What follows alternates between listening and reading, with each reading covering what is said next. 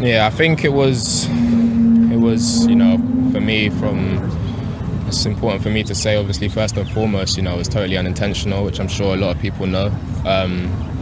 But I think the choice of the referee was, of course, his choice, but I don't think it was the correct call. I think a yellow card would have been fair, just due to it not being intentional, and also, there's not many places I can place my foot in such a scenario. But I think it's happened, and it's something I have to accept and just move forward from. Balogun, can you take us through those few minutes, like while you were waiting for the call, just standing there, and then I think you stood there for just like 20 seconds after he showed you the red card. Like, what was going through your head?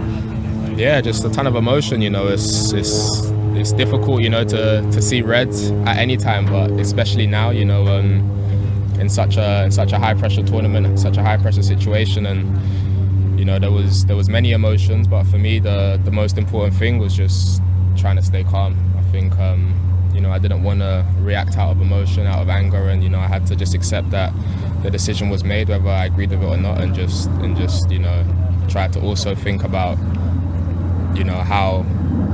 how I can help moving forward. When you went into that challenge, did you think anything of it? Were you surprised when all of a sudden the VAR?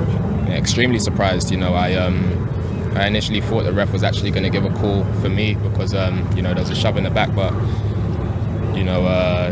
this is the nature of the sport as well. This is what makes the sport so interesting, so engaging.